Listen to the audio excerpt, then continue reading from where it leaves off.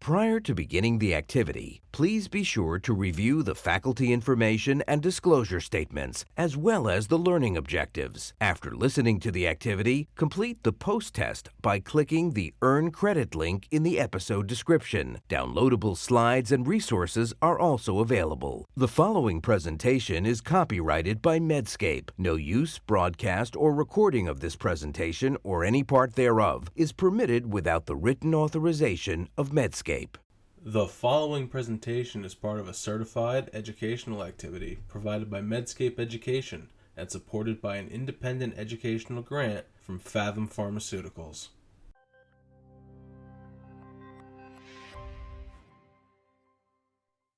Hello, I'm Dr. Michael Vasey. I'm a professor of medicine and director for the Center for Esophageal Diseases at Vanderbilt University Medical Center in Nashville, Tennessee.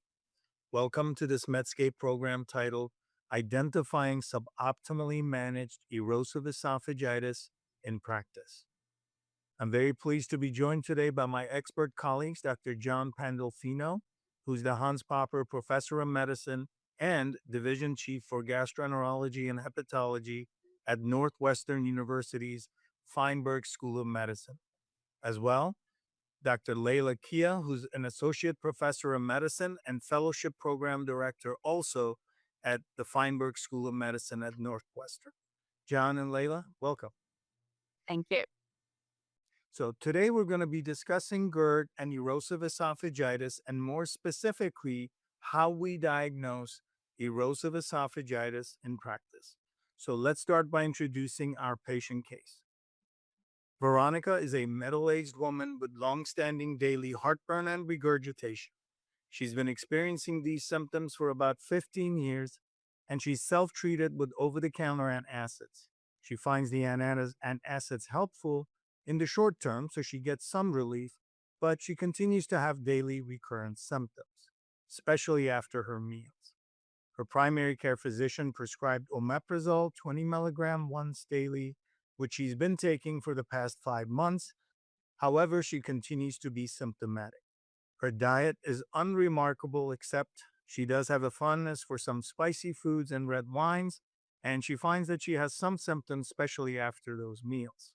She has not undergone any formal evaluation for GERD or erosive esophagitis and was referred to a GI clinic because of her persistent symptoms. So, John, given what this presentation we have, what are your impressions of this patient? And if you saw the patient in clinic and if you were the gastroenterologist, what would you recommend to this patient? Yeah, this is a great case. I think you have a patient with typical symptoms, heartburn and regurgitation, who started on a PPI at a standard FDA approved dose and is really not responding. So, given the fact that she's on a single dose, there's a couple of different options. One would be to escalate the dose to twice a day or BID dosing.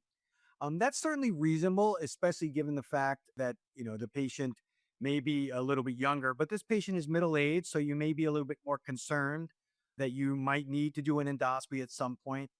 I also think that adding an H2 blocker, sometimes people think about at night. Certainly, that's something that works. There is the issue of tachyphylaxis that might be associated with, but I think for the most part, escalation to BID or twice a day is not unreasonable. But there are definitely a lot of people that would escalate this to a specialty referral for endoscopy. That's great. Leila, would you add anything to that? And would you do endoscopy at this point? Yeah, I think that's a really good question. I mean, it's certainly the question we're trying to answer is, does this patient truly have GERD? And the fact that they're not responding to at least a standard dose PPI suggests that either they may have something else going on, or they need an escalation in acid suppressive therapy. But before we sort of go down that rabbit hole of increasing the PPI, it would be reasonable to take a look and phenotype the patient and see what's going on. But I agree with John. I think in practice, before we scope this patient, we would probably increase their PPI to BID dosing. Alternatively, we could consider a different PPI that's perhaps a little more potent or metabolized slightly differently to get around the rapid metabolizer question, which is not that common, but certainly could be going on. So there are a few different ways to go about it. I think in sort of a real world experience, either increasing the PPI to BID or maybe changing to a different PPI would certainly be reasonable before doing an endoscopy. And are there some common reasons that your primary care physicians would refer a patient to a GI specialist? We obviously have this case, but are there other reasons or symptoms that to consider? Sure. So certainly the typical symptoms are a patient who's not responding to PPI therapy, as we've discussed, but anyone who's coming in with atypical symptoms or any sort of presumed extraesophageal symptoms should be referred to GI. So patients who are coming in with cough, hoarseness, voice changes, presumed laryngitis, or even sort of more atypical symptoms like bloating or belching, and then certainly any alarm symptoms. So weight loss, progressive dysphagia, bleeding, any of these would be indications to undergo an endoscopy. And certainly when there's an alternative diagnosis in question. So if we're seeing young patients who have an allergic phenotype who present with heartburn and dysphagia, those patients would need a PPI, sorry, an endoscopy to rule out GERD. And then another reason why we see these patients are those who are actually responding to PPIs, but who want some more answers about long-term management. So maybe someone who's coming in with the same presentation as this patient, is actually doing well on omeprazole 20, but wants to know, do I need to stay on this medication forever? That would also be a reason to potentially undergo additional evaluation. Thank you, Layla. Now, John, just going with that theme of diagnostic workup and perhaps some ACG guidelines that have some recommendations about when to treat and at what point we do diagnostic testing. Could you review that for us, please? Yeah, so certainly, as we saw in this patient, and what the guidelines suggest is that patients who come in with typical symptoms of heartburn and regurgitation, especially those without alarm symptoms, as you just heard, those are patients that you could potentially just treat empirically with once daily or 4 meal PPI trials. As we mentioned, sometimes in the real world, though, we may actually escalate that if patients are not getting adequate relief. But for the most part, if people are responding, we will continue to treat those particular patients. And then eventually, we will try to wean them to the lowest effective dose. And if we do see that symptoms recur, then those are patients that we may send for an upper endoscopy off PPI so that we could get a higher yield of seeing esophagitis on that particular endoscopy. Now, if someone has incomplete relief, as I mentioned, they may start a double dose of the PPI, or they may be referred directly for endoscopy off PPI for about 2 to 4 weeks. Once again, to increase the yield of seeing esophagitis so you can make that definitive diagnosis or conclusive diagnosis of gastroesophageal reflux disease. So obviously, if the patient has Los Angeles grade B, C, or D esophagitis, long segment Barrett's greater than 3 centimeters, or a peptic stricture, you're pretty much certain GERD is confirmed. Now, in the contrast, if someone has a normal endoscopy or maybe mild esophagitis with Los Angeles grade A, those are the patients that you will send for reflux monitoring off therapy. And then, of course, if that's abnormal, you have confirmed conclusive GERD. If that's normal, then you need to start considering other symptoms or causes. Yeah, and that's an important point. Layla, one of the things that comes up often, at least questions that I'm often asked is, how long do I have the patients off PPI therapy before I do endoscopy? And what is your recommendation on Yeah, that's a good question. I think at a minimum 2 weeks, ideally four. And I think it's just getting at what John was saying is we're trying to increase our diagnostic yield. We know that PPIs are really good at healing esophagitis, so the likelihood of finding any evidence of mucosal damage on a PPI at an index CGD where we're trying to rule in a diagnosis is going to be very low, in the order of 5 to 7%. So if you stop the PPI, then we're trying to increase our diagnostic yield and sort of hope that maybe we see some evidence of of reflux damage in the esophagus, and we can sort of rule in the diagnosis. So I usually say 2 to 4 weeks, understanding that some patients may not be able to do that. But I also think it's helpful information to have. Some people have been on PPIs for so long and they're fearful or afraid to stop their PPI. And then they do, and then they're shocked that they actually feel okay. So I think not only from a diagnostic standpoint, but just from a sort of trial of de escalation, it's also helpful. Yeah, I agree with you on that. As far as, it's patient dependent how long you take them off, but at least 2 weeks is what I'm hearing you say. So, what about the expectation? So, you've decided to order endoscopy, as would be in this case. What is the expectation of finding erosive versus non erosive? In other words, what is that pretest probability going into it that the patient would have one or the other? Yeah, so most patients that have GERD will actually have a normal endoscopy. And I think that's an important comment to make because going into an endoscopy, even if our pretest probability is high based on the symptoms that a patient's having, most of those patients are going to have a normal endoscopy and will likely need additional testing. So anything in order of, let's say, 60 to 80% of patients will have a normal endoscopy. Well, we're only seeing erosive esophagitis in about 30% of patients. And again, this is off PPI, much lower in patients who are on PPI therapy. So we're usually sort of prepared to pursue additional testing if we don't see anything, with this understanding that most patients don't have erosive disease. Yeah, I agree. So this patient, we were able to stop the PPI for 3 weeks and undergoes endoscopy and is found to have LA grade C erosive esophagitis. John, we've sort of touched on this intermittently throughout about LA grade of esophagitis. Could you educate us about what this LA grade means as far as A through D, and also the differential between erosion versus erythema that we sort of discussed, and it's somewhat controversial? Yeah, so the Los Angeles classification of erosive esophagitis is pretty much the standard that we used to characterize esophagitis. It's got pretty good reproducibility both across the individual and then across other observers. And it really focuses on something called a mucosal break, which is really an erosion. The difference between erythema and erosion is that erythema is really just redness. The erosion means that there's a disruption in the layers of the mucosa, and it's usually pretty superficial, as opposed to an ulcer, which is through the muscularis mucosa. So, in terms of the classification scheme, Los Angeles A is really a small mucosal break, typically less than 5 millimeters, that doesn't really have any bridging between the top of the mucosal folds. Now, when you move on to Los Angeles B, it's different in that it has a longer mucosal break, and these typically are pretty significant. You can see the differences in terms of length, but also not having any bridging. So once again, these are separate linear erosions.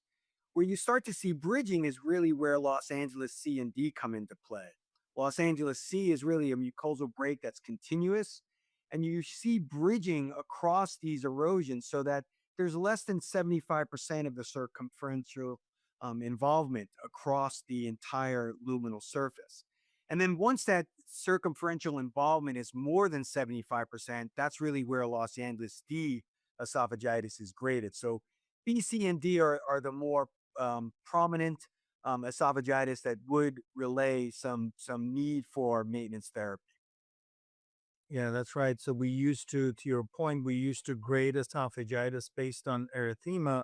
Now this is more objective. We're basing it on erosion.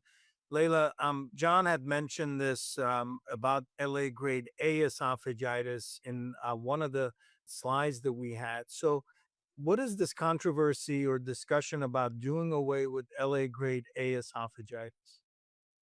Yeah. So, when we're doing an endoscopy and we're seeing LA, B, C, or D esophagitis, we're in a way not, I wouldn't say done, but we have conclusive evidence of GERD, and this sort of gets to the modern definition of GERD as postulated by the Leon 2.0 consensus, where in order to rule in GERD or diagnose GERD, we have to have either definitive evidence of some sort of mucosal injury or pathologic reflux on endoscopy, such as B, C, or D esophagitis, peptic stricture, Barrett's, adenocarcinoma, or a positive pH study. And the reason why A doesn't fall into that sort of bucket of conclusive evidence for GERD is because when we do ambulatory testing on patients with LAA esophagitis, it's kind of a mixed bag. With B, C, and D, when we test those patients, almost always those tests are going to be positive. So if you do ambulatory reflux testing on those patients, they're going to be positive. But with A, it's kind of 50-50.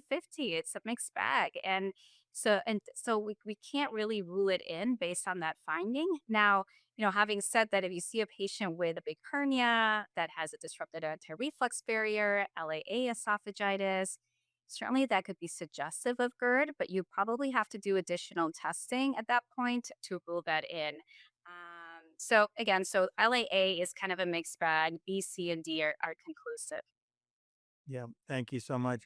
Now, John, we've been sort of focusing on um, LA grades as well as doing endoscopy. What we should probably talk about as well, which would be important, is what is a high quality endoscopy exam? What areas should I look at? And if you could educate us on that, that would be important. Yeah, it's extremely important to do a high quality upper endoscopy. And there are definitely some guidelines from some of our societies to guide us in this. I think one of the first things is to make sure you're spending adequate time. These exams should be at least 6, 7 minutes for sure, so that you get adequate visualization of the entire anatomy and all of the opportunities. And you should also spend a significant amount of time making sure that you clean the areas in the esophagus and the stomach out, lavage, and sometimes even use some methicone. Certainly, photo documentation, grading of esophagitis, screening for Barrett's, and then, of course, doing the AFS grade for gastroesophageal flap valve are all important. So, now if you think specifically about these particular issues in terms of photo documentation, that's going to go along with that time. You got to spend adequate time. So, you need to image the esophageal body, you need to get a very good image of the gastroesophageal junction. You need to retroflex then and get a good image of the gastric cardia and the fundus. Then unravel the endoscopy scope and then get a good view en face and the corpus. Retroflex slightly for the incisor and then look at that area very carefully. Get a good film of the antrum and pylorus, intubate, and then make sure that you document that you've gotten to the second portion of the duodenum. And basically, with those particular landmarks identified and photographed, you can guarantee that you've done a good quality exam. Yeah, that's right. One of the things we discuss is that esophagus is not just a tube that you go quickly through, that you really need to do an exam and better assess what's going on there. So, Layla, in this patient that we had that had grade C esophagitis, should we biopsy the esophagus? And, this happens all the time during meetings and or in different publications where there's a bit of confusion about who we should biopsy, who we shouldn't. Do we biopsy the esophagus to rule out EOE in this patient that has grade C esophagitis? Yeah, I think it gets a little bit back to John's point about taking your time to examine the esophagus and the mucosa. Um, there certainly are patients who have EOE and GERD. We have many patients who have both, with GERD being so prevalent. It's likely that many of our EOE patients will also have GERD. But if the mucosa of the esophagus looks completely normal and we've really spent that time insufflating, looking carefully, and we don't see furrows, rings, exudates, everything else looks normal. I personally don't biopsy the esophagus, but I do take my time because sometimes I'm sitting there and I say, I'm actually seeing some furrows here, and I'm seeing a little bit of edema or some exudates. And then I will biopsy. And in those instances, I make sure to biopsy away from the area of esophagitis. And then we want to make sure that we obtain proximal and distal bites. because that'll be important as well. As we all know, there could be some eosinophilia that's seen in GERD as well. So we want to have information from proximal biopsy sites as well in order to make the right diagnosis. Yeah, yeah, I agree. And along that, what you just mentioned, Layla, John, when I do endoscopy, sometimes patients are referred saying this patient had eosinophilia in the distal esophagus because that's the only place they biopsy. And are there guidelines, and or what would you do? Do you recommend biopsying? And if you do you do both distal and proximal for these patients in order to reduce that confusion that Layla was just talking about?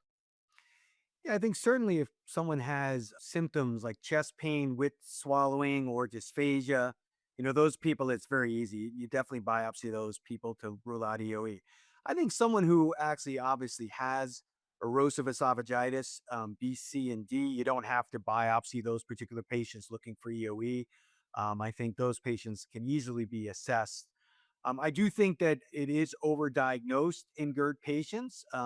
You can certainly see a little bit of eosinophilia in those particular patients. I think the issue really would be, looking at that 15 per high power field number. But certainly, I think you got to keep other things in mind. Eosinophilia is not just EOE. You can see with some medications, inflammatory bowel disease, and other infectious and inflammatory processes. So once again, I think it's important to biopsy patients. You have a low threshold, but you don't need to do it in everybody who has reflux, especially in patients who have obvious erosive esophagitis. Yeah, I agree with you. In other words, putting things in perspective of the patient and other things rather than just on the eosinophil counts. And I agree 100%. Layla, we've obviously been talking about this patient that has grade C esophagitis, but in what situations would you do reflux testing? This patient clearly had esophagitis, but when do we employ the reflux testing in patients with chronic reflux symptoms? Yeah, that's a good question. We've sort of been alluding to this for quite some time, but I think anybody who has symptoms that are not responsive or partially responsive to a PPI trial, in whom an endoscopy off PPI therapy is normal, warrants additional testing. I'll add that patients who have atypical or extraesophageal symptoms, who are not responsive or we don't expect to respond to PPI actually may even forego the PPI trial and be candidates for pH testing up front. Given that many of these patients we don't expect them to respond to PPI therapy. So basically, anybody in whom we haven't ruled in a diagnosis of GERD with an endoscopy essentially necessitates additional testing. And the key here is to make sure that uh, we're treating the right thing. If we do additional testing and we find that the patient has functional heartburn or an alternative diagnosis, and the treatment's going to be very different based on the results of the testing that we have. And we've talked a little bit about the Leon consensus, but we can very nicely use the results from what we see on endoscopy and the results from pH testing off PPI to come up with the diagnosis that the patient may have. And there is still a little bit of gray that there are some patients that may have borderline findings on both and may need additional testing. For example, someone who has, let's say, LAA esophagitis and um, uh, ambulatory pH testing that is borderline. In those patients, they may require additional testing, but using some of these criteria, we can very nicely determine whether a patient falls into the category of no GERD, definitive GERD, or borderline GERD. And one additional point that I think is important to make is that we know that prolonged ambulatory monitoring off PPI is better than 24 or 48 hours. And this is actually from data that comes from our center here at Northwestern, where we prospectively studied patients who were PPI non-responders with prolonged wireless pH testing off PPI, and found that the number of positive days was actually predictive of their ability to come off PPI, that it was actually predictive of their PPI use. So two or more greater days was sort of the magic number there. Yeah. I agree. 48 hours to 96. The longer, the better, being the message, is if feasible. Layla, this patient had grade C esophagitis, obviously, and that's a moderate to severe reflux. What other complications of chronic reflux do we discuss and or we should be aware of, such as Barrett's esophagus? Yeah, that's a great question. And I think this is, a question that we have all the time with patients who say, why do I have to take PPI forever? What's the reason? And some people may feel very minimally symptomatic with very severe erosive disease, and we're trying to talk them into taking PPI therapy long term. And the reason why is we know that there are certainly complications that can arise from untreated erosive disease, and Barrett's esophagus being one of the main ones. And of course, it's sequela to potentially developing esophageal adenocarcinoma. These patients will require a repeat endoscopy on acid suppressive therapy to ensure healing, A, and B, to examine the mucosa closely and assess whether or not they have Barrett's, and ultimately whether they need surveillance for that. And then certainly this group of patients, those who may develop peptic strictures, would also benefit from potentially indefinite PPI therapy to reduce their acid burden and prevent restricturing if they were to develop that. Yeah, I agree. Like in this patient or any patient that has severe disease, grade C or D esophagitis, at least in my practice, I tend to treat them as you mentioned, Leila, and then bring them back and repeat the endoscopy to make sure there's no underlying Barrett's esophagus after that mucosa is healed. So, John, this patient obviously has significant reflux. And as Layla was alluding to, what if the patient says, so what does this mean, doctor? Do I need to be on this acid suppressive therapy long term, or do I just take it for a few months and then I can get off of it? What would you respond to that patient? Well, certainly in this patient, stopping her PPI would be a bad idea given the fact that she has Los Angeles grade C esophagitis. We know that patients with the severe grades of esophagitis, like Los Angeles grade C or D esophagitis, will almost uniformly redevelop that level of esophagitis again if they stop their medicine. So these patients, unfortunately, are going to require chronic maintenance therapy indefinitely or anti reflux surgery, and these are well situated in most guidelines for gastroesophageal reflux disease with a very strong recommendation, despite maybe a moderate level of evidence. But I feel very comfortable that these patients do require lifelong acid suppression or potentially anti-reflux surgery.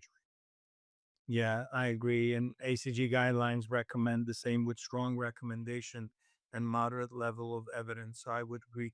So, any final thoughts, John, Layla, regarding what we've discussed so far? Well, I think this is a pretty classic case, and I think it shows the power of a good endoscopy and that we still see pretty significant esophagitis. And my final thoughts are really do a good quality upper endoscopy, and I would make certain that these patients realize that you don't treat and cure these particular diseases with acid suppression. You're not cured of GERD. We are temporizing it and compensatory treating it with these acid suppressant medicines. So once again, lifelong therapy with medications is going to definitely be needed. Yeah, Layla?